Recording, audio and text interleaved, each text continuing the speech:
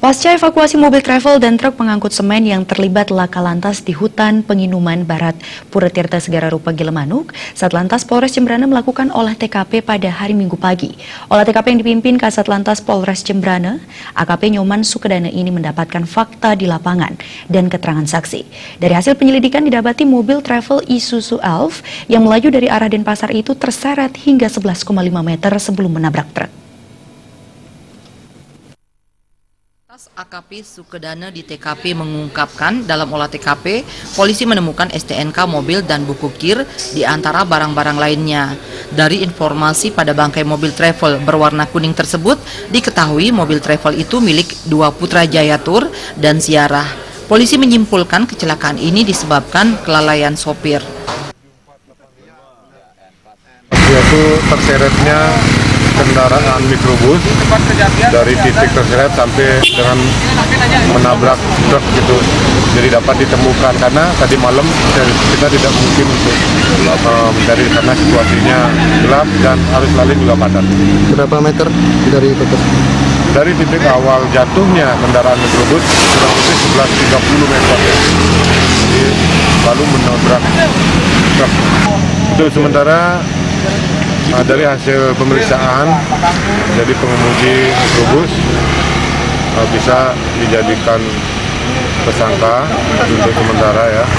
Nanti juga untuk melengkapi berkas-berkas yang lainnya dari penyidikan. Ada dua sopir bergantian dalam mobil dan semuanya menjadi korban. MD Subagio alias Pak Kiok asal Desa Suci, Kecamatan Panti, Kabupaten Jember menyetir mobil saat kecelakaan. Mobil oleng dan terguling hingga akhirnya menabrak truk tronton. 8 dari 13 penumpang termasuk sopir meninggal dunia dalam kecelakaan maut ini. 3 di antaranya saat ini masih dirawat di Salde RSUD Negara. 7 orang meninggal dunia di TKP karena terjepit. 1 meninggal saat dilarikan ke RSUD.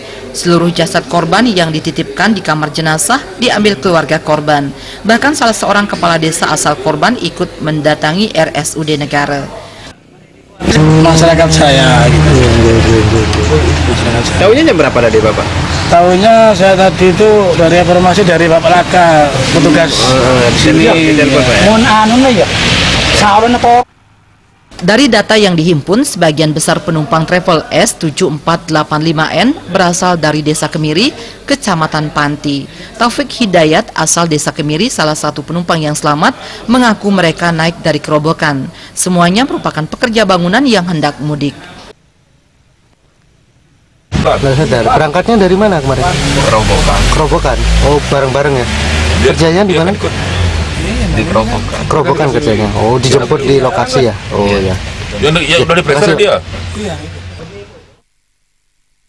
Surya Dharma, Biro Bali Pos Jembrana melaporkan.